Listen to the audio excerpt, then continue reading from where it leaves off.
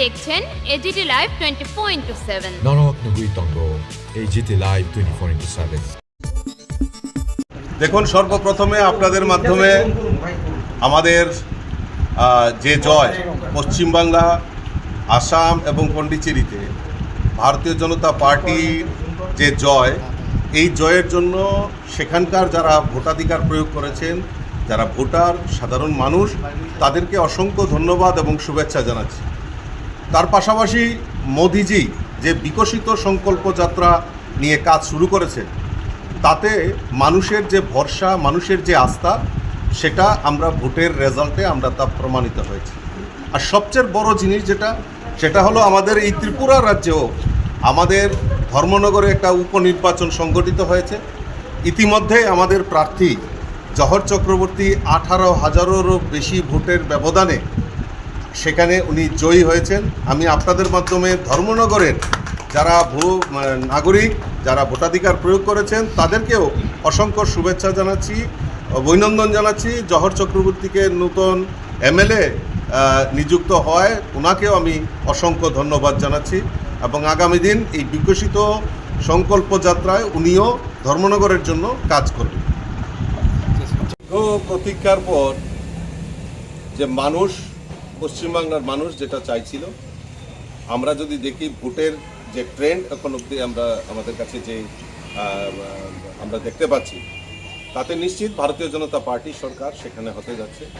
মোদিজির নেতৃত্বে, মোদিজির যে চিন্তাভাবনা, মোদিজি যে বিকশিত ভারতের সংকল্প যাত্রায় এগিয়ে যাচ্ছে, তাতে প্রমাণিত হয়েছে পশ্চিমবাংলাও কেন পিছিয়ে থাকে। তো পশ্চিমবাংলার মানুষ 90% উপর ভোট প্রদান করে আজকে সেটা প্রমাণিত করেছে যে ভারতীয় জনতা পার্টি, মোদিজির পক্ষেই আমাদের এই পশ্চিমবাংলার মানুষ রয়েছে এবং তা পরিণামে আমরা দেখতে পাচ্ছি। এবং অন্যান্য রাজ্যগুলিতে যেরকম আসনের ফল কি দেখতে পাচ্ছেন? না, আমি তো আপনাদের মাধ্যমে আসাম, পন্ডিচেরি এবং আমাদের পশ্চিমবাংলার জনগণকে ধন্যবাদ দিতে চাই যে তারা যেভাবে ভারতীয় জনতা পার্টিকে তারা সমর্থন করেছে, সেখানে সরকার অবশ্যম্ভাবী করবে।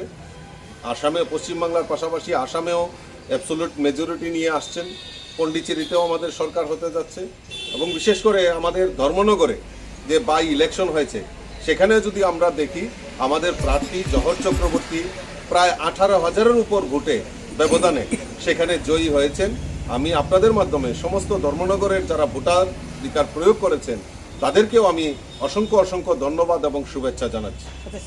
এই জয়টা, কলকাতার যে জয়টা, এটা কতটুকু কঠিন চ্যালেঞ্জ ছিল আপনাদের পক্ষে? নিশ্চয়ই চ্যালেঞ্জ ছিল, কারণ সেখানকার মানুষ যে সবচেয়ে বড় জিনিস যে নির্ভয়ে ভোট দেওয়া, সেটা কোনো সময় পশ্চিমবাংলায় হয়নি।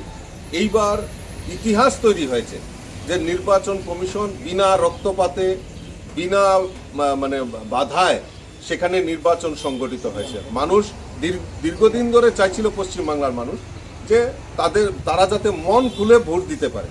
আর এইবার আমরা ভোটের যে ট্রেন্ড আমরা দেখেছি, প্রায় 90% উপর ভোট পশ্চিমবাংলা হয়েছে। এটা একটা ইতিহাস তৈরি হয়েছে এবং বিনা রক্তপাতে, বিনা বাধায় সেখানে ভোট হয়েছে, যাতে মানুষের যে ভোটাধিকার, মানুষের যে ক্ষোভ, মানুষের যে অভিমান, সেই অভিমানটাকে তাদের বহিঃপ্রকাশ করেছেন। তার ট্রেন্ড আমরা এখন যে রেজাল্ট হচ্ছে, রেজাল্টের ট্রেন্ড আমরা সেটা দেখতে পাচ্ছি। আমাদের পরিবেশিত এই সংবাদটি দেখার জন্য ধন্যবাদ। চিনিও কক্তমা নাইমা বাগুই বেলাই হাম্বাই। ये न्यूज कंटेंट देखने के लिए शुक्रिया। अगर आपका कोई सुझाव है तो हमें कमेंट कीजिए, सब्सक्राइब कीजिए AGT live 24/7। Thanks for watching AGT Live 24/7.